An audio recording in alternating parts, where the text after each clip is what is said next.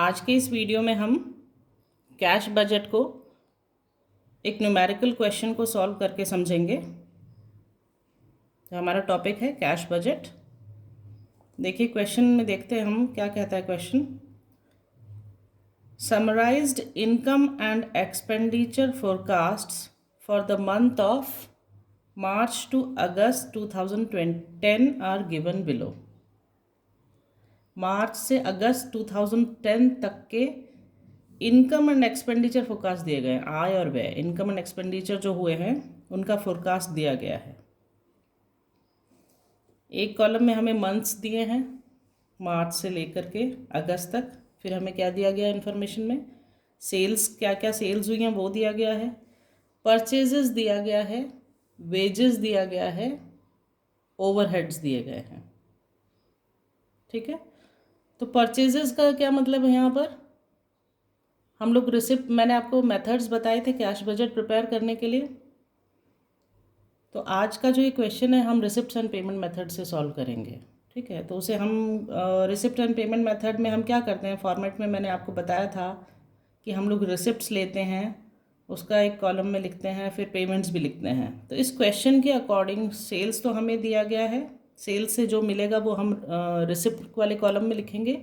और परचेजेस का मतलब है जो हमने पेमेंट किया है, हम इन द सेंस जिसका ऑर्गेनाइजेशन का या जो income and statement expenditure statement दिया गया है। तो परचेजेस मतलब हमारा क्या हो गया, पेमेंट्स। सेल्स क्या हो जाएगा हमारा, रिसिप्ट्स।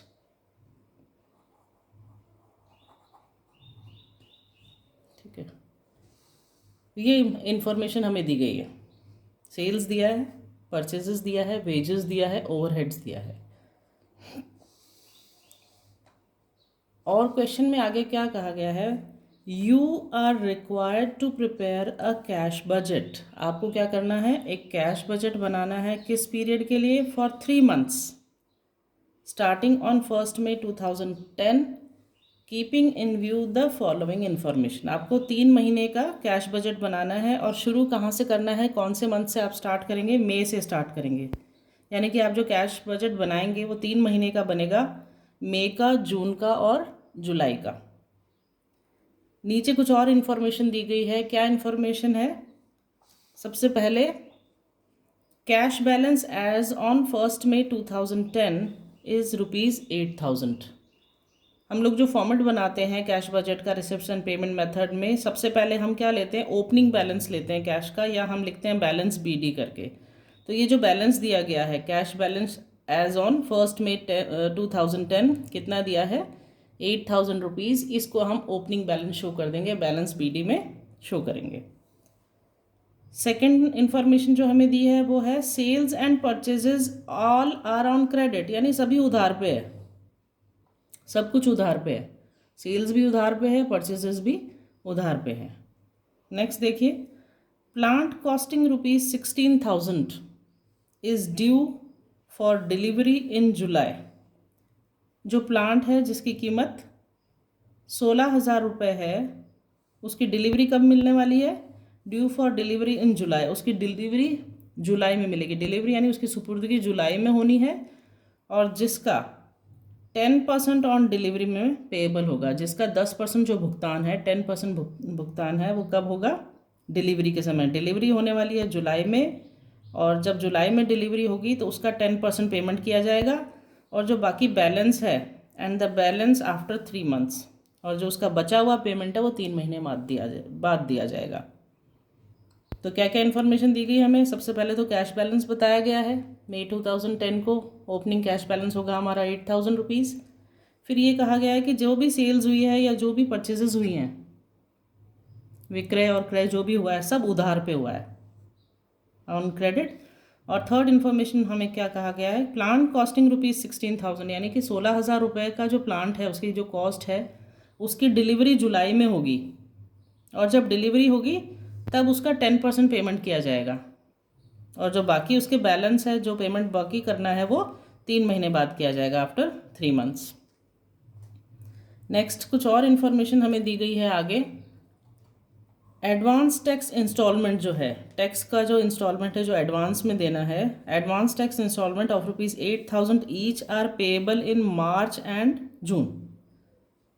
8,000 रुपये की जो ये किस्त है टैक्स की, उसको एडवांस में पे किया जाता है। ठीक है, एडवांस यानी अग्रिम, पहले ही पे कर दिया जाता है। और इसका पेमेंट कब किया जाता है? इस किस्त का, इंस्टॉलमेंट का, इसका पेमेंट किया जाता है मार्च में और जून में। हम कौन से 3 महीने का कैश बजट बना रहे हैं? हम मई से स्टार्ट करेंगे, मई, जून और जुलाई। और टैक्स की इंस्टॉलमेंट कब पे की जा रही है? मार्च में और जून में। तो हमें सिर्फ मार्च का महीना तो हमें लेना ही नहीं है, तो हमें सिर्फ जून के महीने में टैक्स का जो एडजस्टमेंट है वो शो करना है। नेक्स्ट है the period of credit allowed by supplier is 2 months. उधार देने का जो समय दिया गया है सप्लायर के द्वारा, वो कितना दिया गया है? 2 महीने दिया गया है। And that allowed to customers, और जो कस्टमर को उधार का समय दिया गया है वो 1 महीना दिया गया है। यानी कि सप्लायर्स को 2 महीने का उधार का समय दिया गया है और कस्टमर्स को 1 महीने का उधार का समय दिया गया है।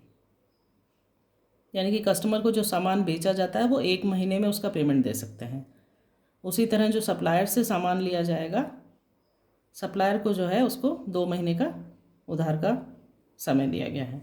Lag in payment of all expenses is 1 month. इसका मतलब क्या है? जितने भी एक्सपेंसेस हैं उनका पेमेंट 1 महीने बाद किया जाएगा।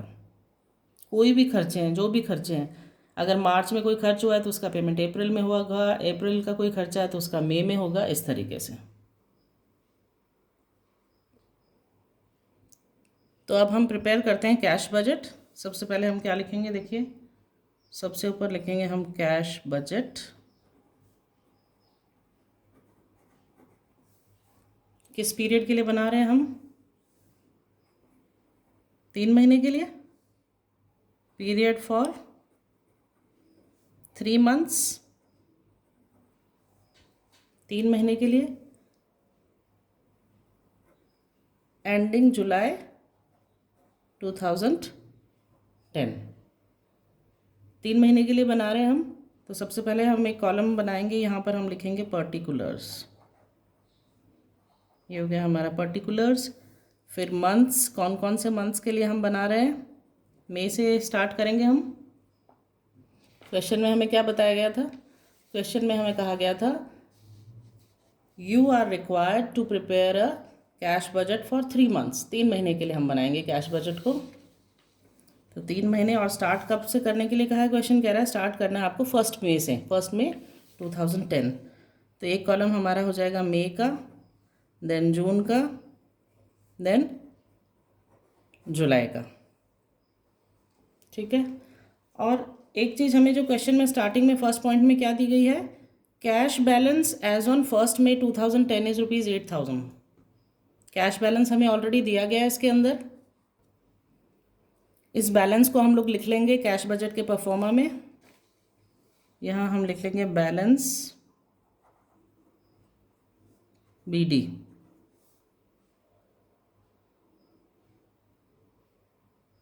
₹8,000।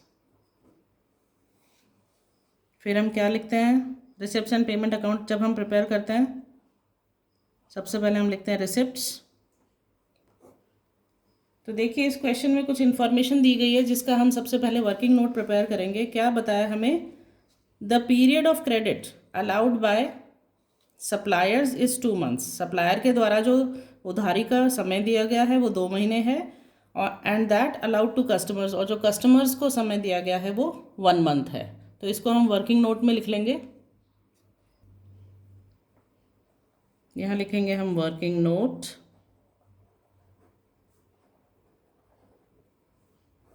पहला वर्किंग नोट हमारा क्या हो जाएगा? पहला हमारा वर्किंग नोट हो जाएगा the period of credit allowed. The period of credit allowed किसको? कस्टमर्स को। कितना पीरियड अलाउड है? 1 month.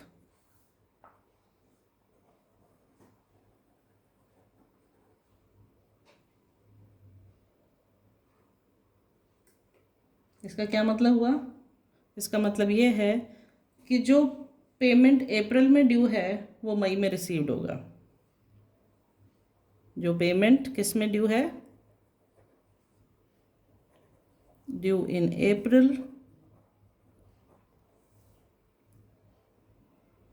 will be received in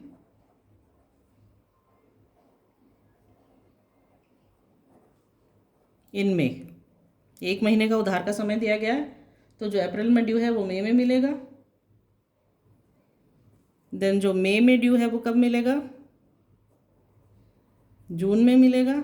और इसी तरह जो जून में ड्यू है वो जुलाई में मिलेगा।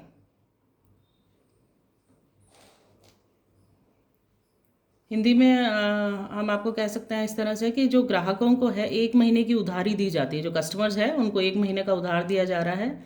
इसका मतलब जो मई में अप्रैल की, जून में मई की और जुलाई में जून की जो सेल्स हुई है उसकी उधार राशि प्राप्त होगी।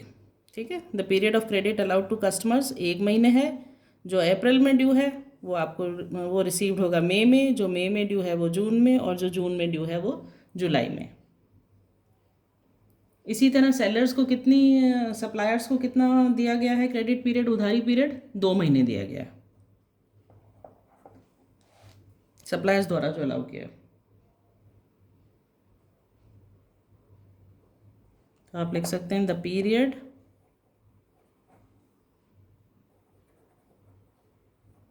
Allowed by suppliers. सप्लायर्स ने कितना उधारी का समय दिया है? 2 महीने का दिया है।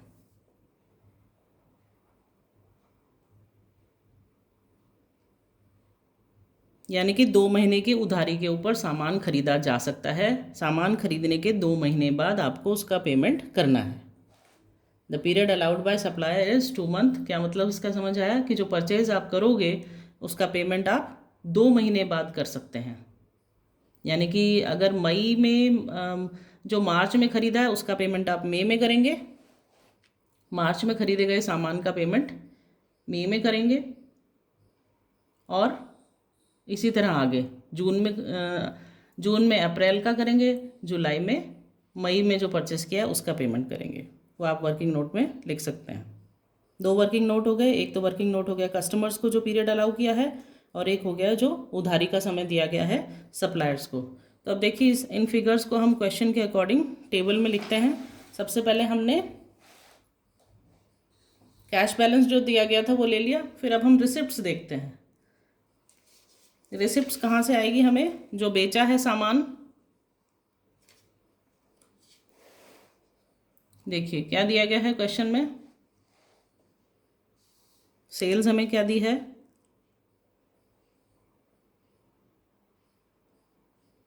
मार्च में दिया है 60,000, अप्रैल में दिया है 62,000 और मई में दिया है 64,000। तो मई में कौन सा पेमेंट मिलेगा? जो अप्रैल वाला है वो मई में मिलेगा। तो अप्रैल का जो ये फिगर है 62,000, इसको हम शो करेंगे मई वाले कॉलम में। अप्रैल में कितना है? 62,000। तो इसको हम शो कर देंगे यहाँ पे मई में 62,000। एक बार हम बैलेंस बीडी में जून और जुलाई का कॉलम जो दिया है स्टार्टिंग में, देखिए कैश बैलेंस जो हमने मई में दिया है ये तो हमें क्वेश्चन में ऑलरेडी दिया गया है ओपनिंग बैलेंस में। जून और जुलाई का एक बार हम खाली छोड़ देंगे। इस कॉलम को करने के बाद जो मई का जो टोटल आएगा लास्ट का क्लोजिंग बैलेंस, वो जून का ओपनिंग हो जाएगा। उसी तरह जो जून का क्लोजिंग बैलेंस आएगा वो जुलाई का ओपनिंग हो जाएगा। तो हम सबसे पहले रिसिप्ट्स देख लेते हैं। रिसिप्ट्स में मैंने आपको क्या बताया, वर्किंग नोट में दिया गया था। अभी आपको सप्लायर को तो दिया गया है 2 महीने का क्रेडिट और कस्टमर्स को दिया गया है 1 महीने का क्रेडिट। इसको आगे देखते हैं हम। देखिए रिसिप्ट्स, जो अप्रैल की रिसिप्ट थी, मतलब जो अप्रैल में सेल हुआ है उसका पैसा कब मिला है? मई में। क्यों? क्योंकि क्वेश्चन में दिया गया है कस्टमर्स को 1 महीने का उधारी का पीरियड दिया है। ठीक है। तो अप्रैल में 62,000 है तो वो मिलेगा हमें मई में। तो ये हमने लिख दिया मई के कॉलम में 62,000। उसी तरह हम आगे देखेंगे जो मई में है, देखिए मई में कितना है 64,000, ये इसका पेमेंट कब मिलेगा, मई का जून में, तो हम जून के कॉलम में लिख देंगे 64,000। इसी तरह जून का कब मिलेगा, जुलाई में, तो जून में कितना है 58,000, ये हमें ये जुलाई में मिलेगा, तो हम जुलाई के कॉलम में लिख देंगे 58,000। देखिए समझ आ गया होगा आपको। हमने वर्किंग नोट में पहले ही लिखा था, द पीरियड ऑफ क्रेडिट, यानी उधारी का जो समय दिया गया है, the period of credit allowed to customers, कितना दिया गया है 1 मंथ है। इसका मतलब जो अप्रैल में जो पेमेंट करना था, जो ड्यू था, वो कब मिलेगा उसका पेमेंट मई में मिलेगा। जो मई में था ड्यू, उसका पेमेंट जून में मिलेगा। जो जून में ड्यू था उसका जुलाई में मिलेगा। ये रिसिप्ट्स में हमने शो कर दिया। ये हम लिखेंगे यहाँ पर कैश कलेक्टेड फ्रॉम डेटर्स, क्योंकि उधार है ना, तो हमें ये नीचे यहाँ लिखना चाहिए, नीचे कैश कलेक्टेड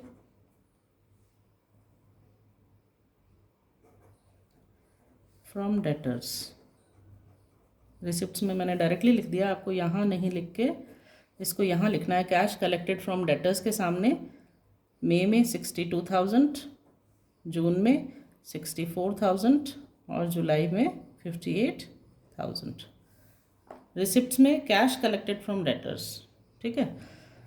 ये हो जाएगा हमारा टोटल कैश अवेलेबल। और कोई इन्फॉर्मेशन क्वेश्चन में नहीं दी गई है जहाँ से पैसा आ रहा है, रिसिप्ट्स आ रहा है, कैश आ रहा है, तो हम यहाँ लिख देंगे कैश अवेलेबल।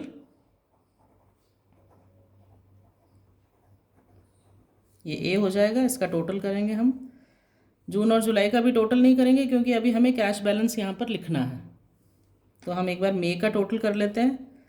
तो ये टोटल हो जाएगा, देखिए 70,000। मई में कैश अवेलेबल है 70,000, इसको हमने ए से डिनोट कर दिया। अब हम देखते हैं पेमेंट्स क्या क्या है।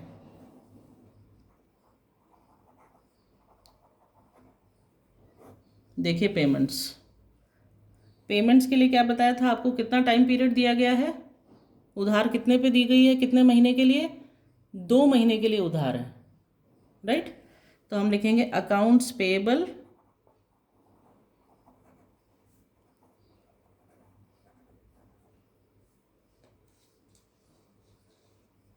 दो महीने की उधार दी जा रही है। इसका मतलब मई में हमें कौन सा पेमेंट मिलेगा, जो मार्च में परचेजेस हुए हैं उसका पेमेंट हमें मई में मिलेगा। इसी तरह अप्रैल का जून में मिलेगा और मई वाला पेमेंट हमें जुलाई में मिलेगा। तो हम सारे कॉलम्स में लिख लेंगे। मई में कौन सा मिलने वाला है 36,000, जो मार्च में था ड्यू वो मई में मिलने वाला है, तो कितना है 36,000 मिलने वाला। इन द सेंस हम लोग जो पे कर रहे हैं, जो कंपनी पे करेगी, अकाउंट्स पेएबल में आएगा, जो उस कंपनी को पेमेंट करना है 36,000। फिर जो अप्रैल में ड्यू है उसका पेमेंट कब किया जाएगा, जून में। कितना है अप्रैल में ड्यू, उसका पेमेंट किया जाएगा जून में, 38,000 को जून में पे किया जाएगा। उसी तरह जो ये 33,000 है इसको जुलाई में पे किया जाएगा। ये रिसिप्ट्स है जो कैश मिला है, और ये जो पेमेंट है जो किया है कंपनी करेगी। जो पेमेंट मार्च में करना था वो कब करेगी, मई में। उसी तरह अप्रैल का जून में और मई का जुलाई में। इस तरीके से पेमेंट किया जाएगा। अब आगे क्वेश्चन में देखते हैं और क्या इन्फॉर्मेशन दी गई है। देखिए वेजेस दिए हैं, ओवरहेड्स दिए गए हैं, और एक लाइन लास्ट पॉइंट में कुछ लिखा है क्वेश्चन में, lag in payment of all expenses is 1 month. बताया था मैंने आपको इसका मीनिंग क्या होता है। इसका मतलब है कि सभी जो एक्सपेंसेस है उसका पेमेंट 1 महीने बाद किया जाएगा। 1 मंथ है, 1 महीने बाद सबका पेमेंट किया जाएगा। तो हमें क्या क्या दिया गया, देखिए वेजेस का पेमेंट करना है, ओवरहेड्स का पेमेंट करना है। तो मई में कौन सा पेमेंट आएगा हमारे, अप्रैल का जो पेमेंट है वो मई में किया जाएगा। कितना है 8,000, यहाँ लिख देंगे हम 8,000। उससे पहले लिखेंगे वेजेस, अप्रैल में जो ये वेजेस दिखाए गए हैं 8,000, इसका पेमेंट मई में होगा, तो हम मई के कॉलम में लिख देंगे 8,000। उसी तरह मई का जो पेमेंट है 10,000 वो जून में किया जाएगा। मई का जो पेमेंट है 10,000 वो जून में किया जाएगा, तो हम यहाँ लिख देंगे जून में 10,000। और जो ये जून का पेमेंट दिया गया है 8,500, ये जुलाई में किया जाएगा, ये हम लिख देंगे 8,500। इसी तरह हम ओवरहेड्स देख लेंगे। ओवरहेड्स दिए गए हैं, देखिए, तो मई में कौन से ओवरहेड्स होंगे? अप्रैल वाले का पेमेंट मई में करेंगे। अप्रैल है, अप्रैल में दिया है 9,500, तो इसको मई के कॉलम में शो करेंगे। और मई में जो दिया गया है 11,500, उसको जून में शो करेंगे। और जो जून में दिया गया है 9,000, इसको जुलाई में शो करेंगे। तो तीनों कॉलम्स में हम लिख लेंगे, ये हो जाएगा 9,500, 11,500 और ये हो जाएगा 9,000। फिर और कुछ इन्फॉर्मेशन भी हमें दी गई है, देखिए, प्लांट कॉस्टिंग ₹16,000। प्लांट जिसकी कीमत 16,000 रुपये थी, वो ड्यू था कब? जुलाई में। तो मई का और जून का कॉलम खाली रहेगा, उसमें हम कुछ शो नहीं करेंगे इससे रिलेटेड, क्योंकि ये जुलाई के मंथ से रिलेटेड है। और इसमें क्या किया गया है? Payable 10% on delivery and the balance after 3 months. 10% तो डिलीवरी के समय, डिलीवरी यानी जुलाई के समय 10% पे किया जाएगा, और बाकी 3 महीने बाद। तो हमें सिर्फ मई, जून, जुलाई का ही कैश बजट प्रिपेयर करना है, इसलिए हम इस फिगर को जुलाई में शो करेंगे। कितना आएगा जुलाई में? देखिए 16,000 ड्यू था, और कितना परसेंट पेमेंट है होगा जुलाई में? 10%। तो 16,000 का 10% हो जाएगा 1,600। 16,000 का 10% हो जाएगा 1,600। इसको हम शो कर देंगे जुलाई के मंथ में। तो हम यहाँ लिखेंगे प्लांट,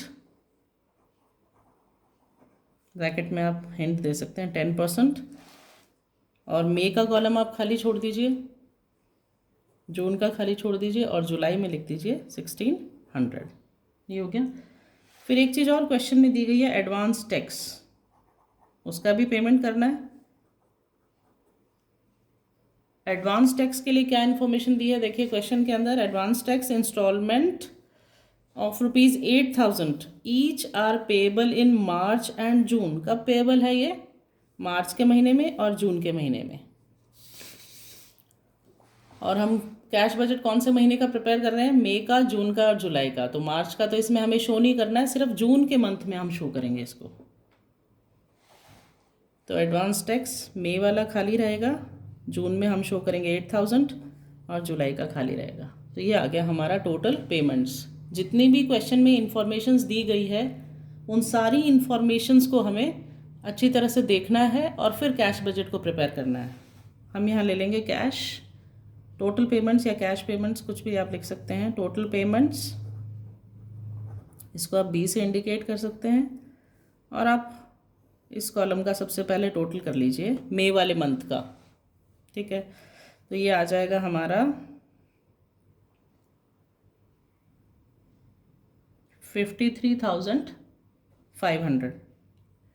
अब हम कैश बैलेंस कैसे निकालते हैं, या आप लिख सकते हैं यहाँ पे कैश बैलेंस, या बैलेंस कैरीड डाउन लिख लीजिए आप यहाँ पर, A minus B।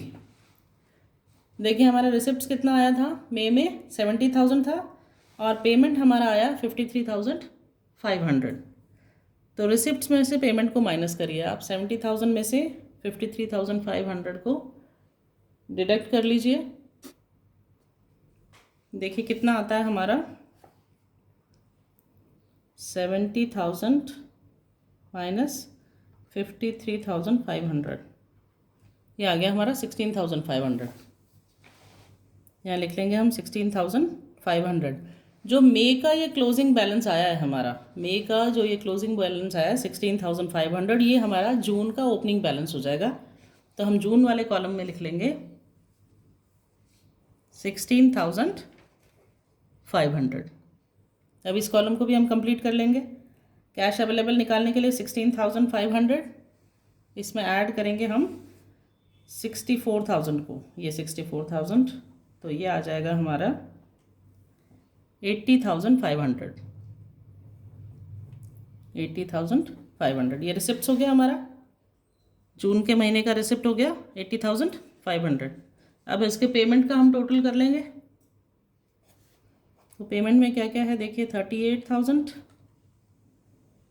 Plus 10,000 plus 11,500, ये टोटल आ जाता है हमारा, प्लस इसमें 8,000 और ऐड करेंगे, ये टोटल आ जाता है 67,500। अब रिसिप्ट्स में से आप पेमेंट को माइनस कर लीजिए, आपका कैश बैलेंस जितना अवेलेबल जो बैलेंस है कैश का वो आ जाएगा। तो ये 80,500 इसमें से माइनस करेंगे हम ये 67,500 को, ये बैलेंस आया हमारा, एक बार वापस देखते हैं इसको, देखिए 80,500 और माइनस किया हमने 67,500 को, तो ये बैलेंस आया हमारा 13,000, ये हो गया 13,000। ये 13,000 क्लोजिंग बैलेंस है किसका, जून के महीने का, जून के मंथ का क्लोजिंग बैलेंस है हमारा 13,000। तो ये जुलाई के लिए ओपनिंग बैलेंस हो जाएगा, जुलाई के कॉलम में हम लिख लेंगे 13,000। अब हम रिसिप्ट्स का टोटल कर सकते हैं। 13,000 में आप ऐड कर दीजिए 58,000, तो 13,000 प्लस 58,000, ये हो जाएगा आपका 71,000। ये रिसिप्ट्स आ गया जुलाई के महीने का। इसी तरह आप इसका पेमेंट का हम टोटल कर लेंगे। तो पेमेंट में क्या क्या दिया है देखिए, 33,000,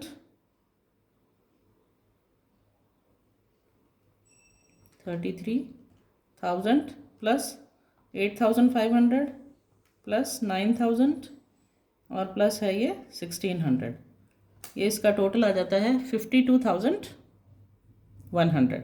ये पेमेंट्स हो गए, ये रिसिप्ट्स हो गया 71,000। 71,000 से आप डिडक्ट कर लीजिए 52,100 को, तो आपका कैश बैलेंस आ जाएगा,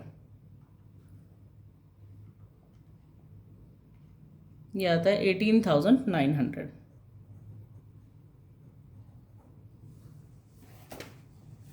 इस तरह से हमारा कैश बैलेंस आ गया एंड ऑफ द मंथ में। क्या लिखा था हमने ऊपर, cash budget period for 3 months ending July 2010। तो जुलाई एंड में हमारा कैश बैलेंस जो आया है क्लोजिंग, वो आया है 18,900। इस तरह से हम कैश बजट को प्रिपेयर करते हैं। सारी इन्फॉर्मेशंस आपको क्वेश्चन में देखनी है, क्या क्या एडिशनल इन्फॉर्मेशंस दी गई है, उसके अकॉर्डिंग वर्किंग नोट प्रिपेयर करना है,